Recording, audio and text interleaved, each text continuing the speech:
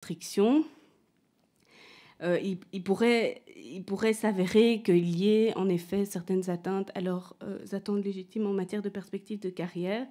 Et cela a été justement décelé par la commission jury du Parlement européen qui a proposé un amendement sur le sujet et qui permettrait donc pour ces fonctionnaires-là une perspective de carrière au moment de leur recrutement. Normalement, ils avaient une perspective de carrière qui leur offrait la possibilité d'atteindre le grade AST 11.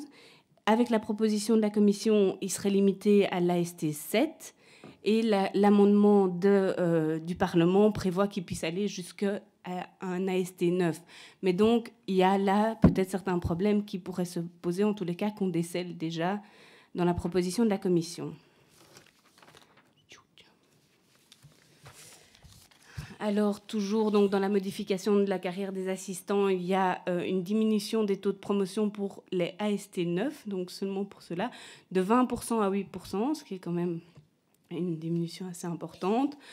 Et donc, ça ne concerne que les AST 9, et donc là, on pourrait se demander s'il ne va pas y avoir, évidemment, une évolution de carrière ralentie vers les grades AST 10, ce qui sera certainement le cas, mais ce qui est voulu parce qu'ils veulent créer cette distinction avec les AST 10 et 11 qui seraient vraiment des AST hautement, enfin, qui ont un haut niveau de responsabilité. Et donc, le passage de l'AST 9 à l'AST 10 serait ralenti et beaucoup plus lent avec un taux de promotion de 8% au lieu de 20%.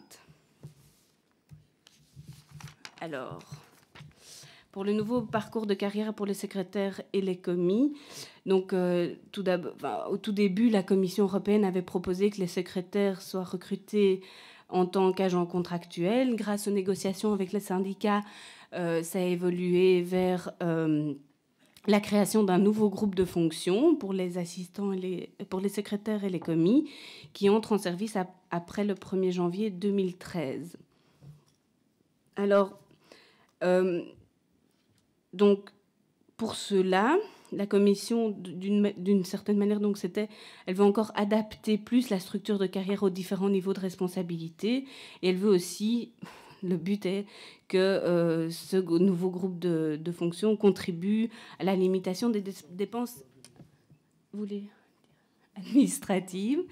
Alors évidemment, il y a des critiques qui peuvent être faites sur la question, dans le sens où là on peut se demander si l'objectif est de réaliser finalement des économies au détriment du personnel de grade inférieur.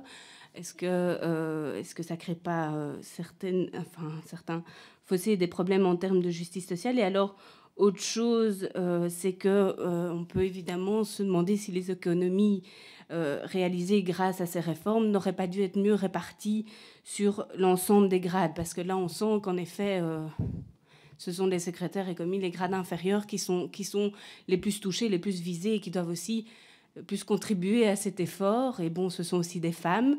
Donc, il y a en général qui sont recrutés en tant que secrétaires.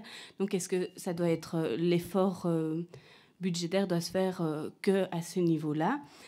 Alors, il y a ça c'est une question. Donc, il y a un deuxième point, c'est qu'aussi pour les taux de promotion, ils sont aussi inférieurs. Enfin, ils sont entre 25% et 12%.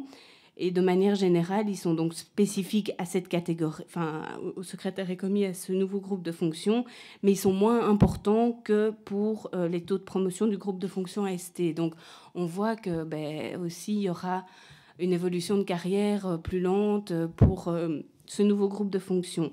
Et donc, on peut se poser la question, évidemment, du fait, est-ce que ça va vraiment attirer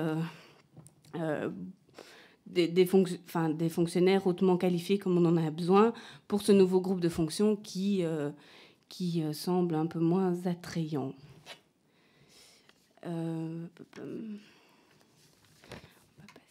Alors, les nouvelles règles concernant les agences. En ce qui concerne l'adoption des modalités d'application du statut, je vais passer brièvement parce que ça concerne les agences. Je ne sais pas s'il y a beaucoup de personnel des agences, mais les modalités d'application adoptées par la Commission devraient s'appliquer par analogie aux agences. avec une possibilité de demande dérogatoire.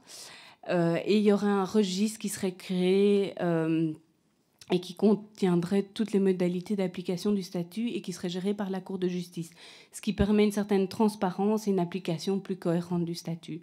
Et alors un deuxième point, c'est qu'il est prévu la création d'une nouvelle catégorie d'agents temporaires pour les agences. Mais les États membres y sont vraiment totalement opposés, donc ça risque de ne pas passer.